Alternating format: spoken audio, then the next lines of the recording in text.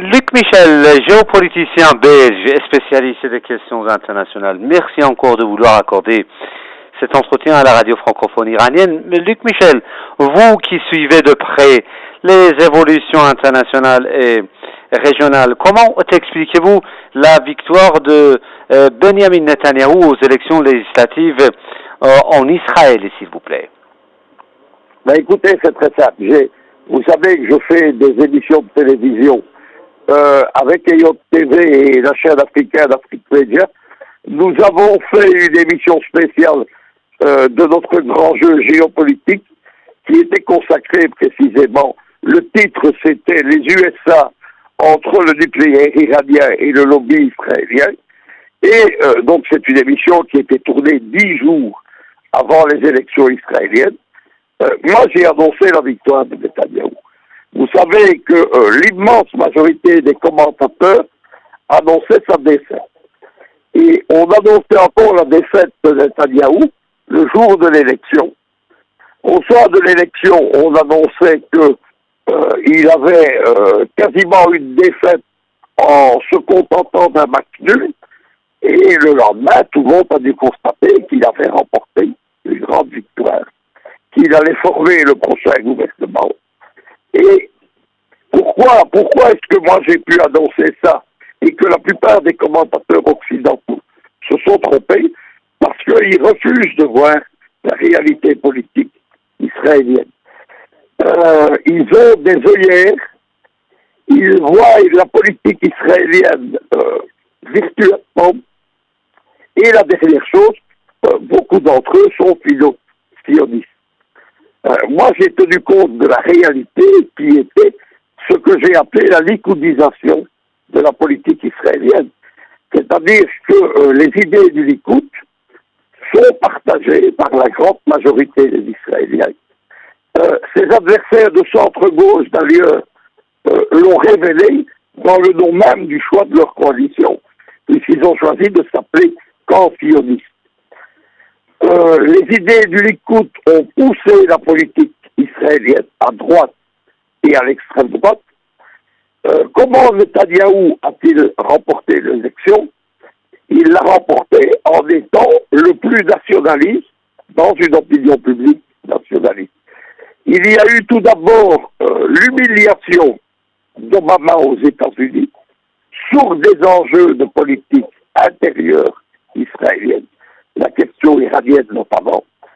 Il y a eu ensuite, évidemment, la démonstration de force de Netanyahou au lobby pro-israélien et PAC réunis en congrès, qui a véritablement fait un triomphe à Netanyahou. Il y avait là, par exemple, l'ancien Premier ministre canadien, l'ancien Premier ministre tchèque, il y avait là l'ambassadeur d'Obama à Tel Aviv, et tout ça contre l'avis d'Obama. Le lendemain, Netanyahou a eu le même triomphe au Congrès des États-Unis devant les deux chambres américaines, réunies, le Sénat et le Congrès. Devant eux, au milieu de dizaines de stand-up ovations, eh bien, la politique anti-iranienne de Netanyahou a été applaudie par l'ensemble des parlementaires. Revenu en Israël, il a, et j'annonçais ça aussi 10 jours avant, il a habilement joué sur ce qu'on peut appeler cet happening de la politique israélienne aux États-Unis, et il a évidemment pris le contrôle de l'électorat d'extrême droite. Les 4 partis d'extrême droite qui se présentaient face au Likoud ont été laminés électoralement. Ça explique sa victoire.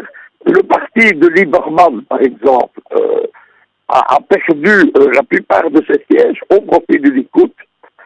Et donc, il a fait de la question iranienne, du refus de l'État palestinien, parce que c'est la deuxième chose, et de la domination du lobby israélien sur la politique américaine, il en a fait le stock de sa victoire. Après ça, imaginez que Netanyahou pouvait perdre l'élection, c'était, comme je le dis, refuser de voir la likoudisation de la politique israélienne. Luc Michel, une dernière question, rapidement, s'il vous plaît. Comment voyez-vous alors les relations, si vous voulez, entre les États-Unis et Israël en cette fin, si vous voulez, du second mandat de Barack Obama, s'il vous plaît?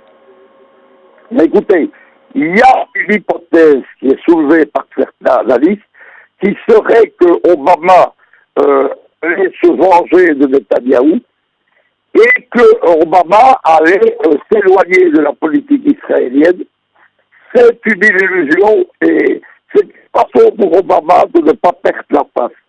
Dans la pratique, Obama n'a plus le contrôle de la politique proche-orientale des États-Unis.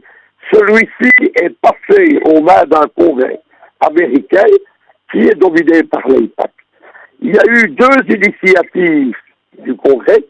Le premier, c'est un projet de loi qui obligerait tout accord avec l'Iran à être sanctionné directement par le Congrès avec un délai de 60 jours. La seconde chose, c'est la demande qui a été faite comment pourrais-je appeler, à l'organisme du Congrès américain qui finance la diplomatie américaine. Cette demande, c'est de couper les crédits aux négociations avec l'Iran. Couper les crédits, ça veut dire plus de billets d'avion, plus d'hôtels payés, et tous les frais qui vont, et des fonctionnaires qui ne seraient plus payés. À côté de ça, il y a la déclaration de sénateurs, non seulement républicains, mais démocrates, expliquant que c'est le Congrès qui aurait le dernier mot. Et la deuxième chose, que même si un accord était passé, il serait annulé par le prochain président. À partir de ce moment-là, on ne peut plus faire confiance à la Maison-Blanche. L'humiliation d'Obama, ce n'est pas de la comédie, elle est réelle. Et c'est un président qui va avoir une fin de mandat extrêmement solitaire.